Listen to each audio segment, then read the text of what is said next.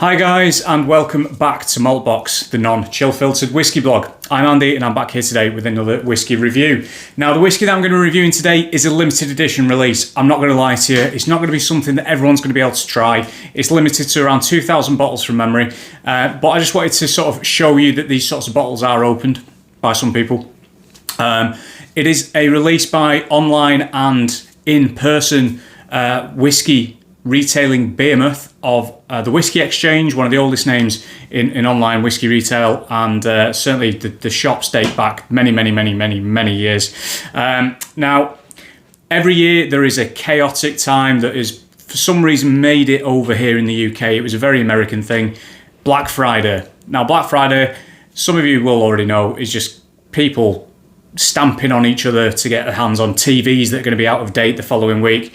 A 10 quid discount on an iPhone, that sort of nonsense. Now, the Whisky Exchange have released, for the last sort of 5 years, I think, maybe 6 years, a discounted bottle of basically limited releases from single distilleries to single malts, basically. So a single malt release every year for Black Friday that is cheaper, potentially, than you would ordinarily see it at other indies, or it's basically a bit of a special edition. And this year's was this. Black Friday 2023, 2,000 bottles, and they all have this same branding. They have done for years, but each year it's got a different wax top, so that is wax, really nice wax. I've got 2 bottles of this, so I'm going to be opening one for you today. Now, it's 15 years old, bottled at 54.2%. So this is one of the younger ones from the Black Friday releases. I've got a couple on the other side of the wall in the other room temporarily. We've got a Glenbergie 29-year-old, I think. There's an Orkney. No guesses for which distillery that is. There's not too many distilleries on Orkney that give cask releases out, or single casks at least. I think there's been an Ardmore as well, and a couple of others. But ultimately, it's kind of a limited run. This year, however, some of these still sat around. This retailed for 85 quid, so 84.99 was the original retail price. However, they were then selling them off for either 75 or 65 quid after, even as recently as January, I believe. Usually, like when this started, these things flew off the shelves, and that's not to say that this isn't special or that people don't want it. I think it's probably just the cost of living crisis is hitting very hard, as we all know, and I'm not going to dwell on it and talk about it because it's sad enough as it is. So here we go, guys. I'm going to open this for you. I'm going to try and pull the wax off with the very handy ribbon underneath. I'm going to try and be quick on this review, but since it's stronger, I'm probably going to have to put water in it as well for a bit of a two-pronged approach. God, that was easy. So, here we go. Oh, lovely noise. Yeah, let's do that again. Now, this is a 15-year-old Lowland single malt Scotch whisky. It says right there, Lowland single malt. Now, there are more Lowland distilleries nowadays than there were when I started drinking whisky about 15 or so years ago. You were kind of limited back then to Bladnoch's Tiny Outrun at the time, as it was under the watchful eye of Ray Armstrong, and Glenkinchie. They were pretty much your options, to be honest with you. Elsa Bay opened. We've got talk of Rosebank reopening pretty soon, and there's a couple of others knocking about, obviously. However, Glenkinchie is what this is. I'm not going to sugarcoat it. It's kind of a wide, not so secret that this is Glenkinchie. I can't recall off the top of my head what kind of cask this was matured in, because I can't remember if it even says on the website. But on the back of the label, basically all we get is, we like to celebrate Black Friday with an excellent dram, and 2023's whisky explores a region that we've not been to before, the Lowlands. Classically elegant, with orchard fruit, blossom backed up by a touch of sweetness and spice. It's Glenkinchie. They're one of the only distilleries down there that's got stock old enough. And enough of it as well. Because, again, Bladnoch, when Ray bought it back in the day from Diageo, or United Distillers as it was when he bought it, they limited it to something daft like, was it 40,000 litres of spirit a year, 50,000 litres of spirit a year? So that's when you got your sheep label Bladnoch, but there's not a hell of a lot of stock knocking about. I know they've released it now under the new ownership, but this is Glenkinchie. So, on the nose, well, in fact, before we go that far, in the glass you've got A little bit, it's actually very, very nice and slow, sort of oily legs going down the glass there. It's a pretty big pour. I'm probably not going to drink all this, to be fair. Straight off the bat, we've got a bit of aniseed. There isn't that sort of alcohol hit, in my opinion at least. It's 50-odd%. You'd expect it to be quite harsh, potentially. Quite a nip on the nose, a bit of a stinging sensation. I'm not really getting that. There's a lovely creaminess to it, a lovely bit of apple. Your very atypical lowland notes, and some of them are already mentioned on the back of the bottle, because they know what they're doing. Apple, vanilla, which I love. I know it's kind of generic in whiskey now, but that's why I love Compass Box Orchard House, for example, because it really, really did drive those flavours that I like. Honey,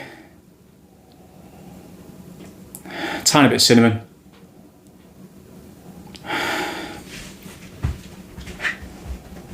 There's a bit of sort of paprika in there as well, not smoked paprika, just generic paprika, I guess what you'd say, unsmoked paprika. So slight earthiness at the back, bringing some of those sort of higher notes down. It's surprisingly easy to nose considering the strength, but then again, it's still probably quite closed because it's a high strength whiskey that's been shut until a minute and a half ago, if that. I will try it at full strength and I will try it with a bit of water. Right, on the palate, cheers.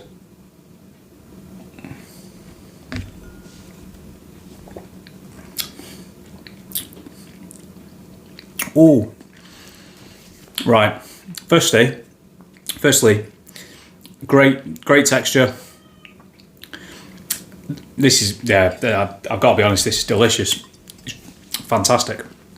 We've got those orchard fruits again, the apple, pear, etc. We've got a bit of sort of ripe plum, really, really fresh, juicy plums. We've got, We've got vanilla again. We've got the cinnamon's back, a bit of nutmeg maybe. Got some spice, a nice bit of heat coming in now in towards the finish because of the strength. You're going to get that with a dram of 50+%, let's face it. It is alcohol at the end of the day. It's 54.2% alcohol. But it's delicious. Really nice. Very to the point. Knows what it's doing. This is a very kind of... If someone was to give you a whiskey, that if you demanded, like, I want a lowland whiskey. I want a whiskey that just summarises the style of lowland distilleries of past and present. To me, that nails it. It really does. Lovely bit of sweetness. Oh, yeah. All right.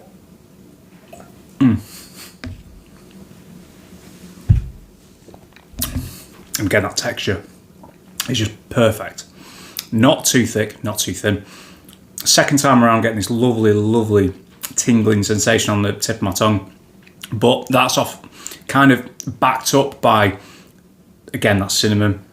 Got a bit of maltiness in there, really lovely, sweet, milky porridge. Yeah. I'm glad I got two of these. So I'm going to put a teaspoon of water in. That'll be enough for me, to be honest with you. A teaspoon, maybe another little drop. So we've got 5 cl of water in there now. With what I've got left, 5 ml, 5 cl, bloody hell. Give that a bit of a mixy mix. I can see it thinking about diluting. So whilst that's mixing and watering down, I will talk at you for a little bit, but don't worry, I'll try not to bore you. Although I know that's pretty hard with me because I'm quite boring.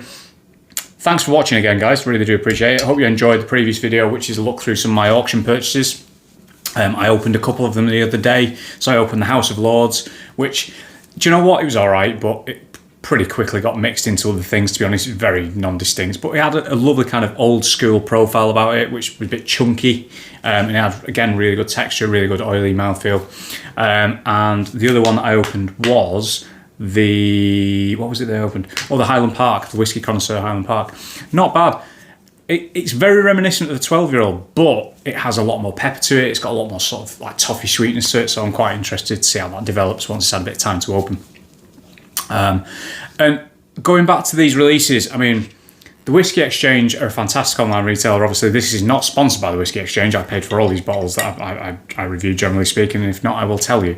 But for me, I did get a bit of FOMO with previous year's releases under their Black Friday banners. Do you know what? It's probably one of the rare occasions where I don't regret it, because the ones that I've tried, like the Glenbergie, which I think was the first one that I bought, the Ardmore, I think that's still shut actually, but then the Orkney was great. And now obviously we've got the Glenkinchie. There is another one that I can't remember what it was that I think I've got tucked away somewhere in another box that's far, far away. But I will get hopefully around to doing a bit of a flight of all of them at some point. That'd be fantastic.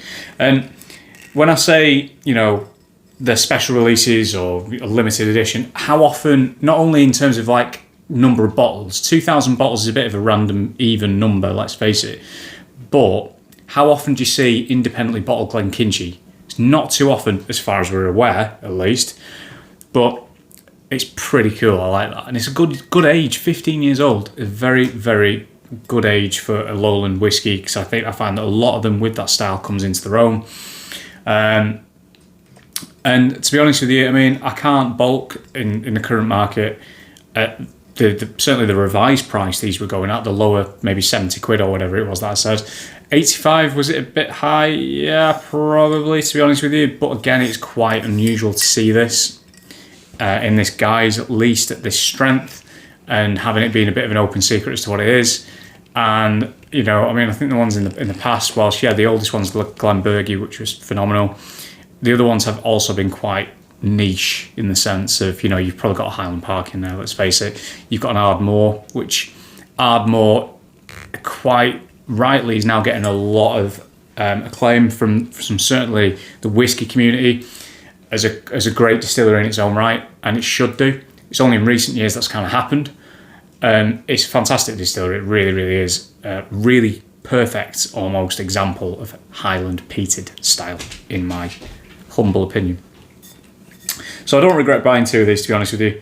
I like I said, I bought the first one full price, and I was a little bit like, oh, it's kind of expensive, probably for what it is. But then I bought a second one, just so that I can probably just, if I enjoyed the first one, what have I kind of got to lose at that point by buying another one, when you compare to some of the other official releases that are coming out. Some people's 12-year-olds sell at 65 quid nowadays. Not naming names, but they do. So, oh, right, okay. With water, that has softened a lot, but it's, rhubarb. Lovely, lovely rhubarb. Custard, brown sugar, and crumble topping. It's rhubarb crumble. Get in, my favourite Sunday afternoon dessert. Sunday dinner, followed by either a Wimbury pie or rhubarb and crumble. Sign me up. Sign me up. And that custard is vanilla as well. So much vanilla in there now. Honey's still there, but it's kind of like the earthier side of the honey, if you know, like when you eat it, and initially you get the sweetness, but afterwards you kind of get this like sort of underneath kind of woody layer of the honey, if you know what I mean. I mean, at the end of the day, it is bee spit, let's not forget.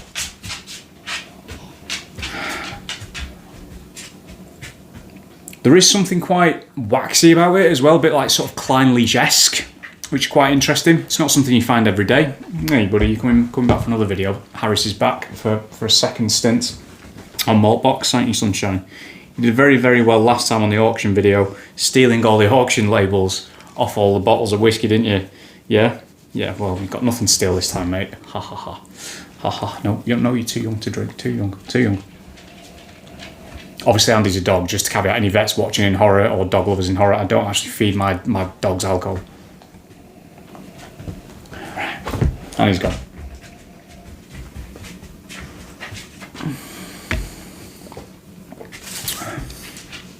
With the water, the texture has been quite obviously watered down, shockingly enough. It's not as thick, it's not as oily, however, still coats the palate and the gums really well. Finish, still very long. Didn't talk about that on the last one. Whatever, it's fine. The finish is long. Apples again. That maltiness coming back in. Don't bite your brother. Don't lick your sister. Going well. However, the palate, I think, is probably detracted from adding water. It's not quite as good as full strength. The full strength really gives it a lovely, voluptuous, big, full body that I think this kind of style needs.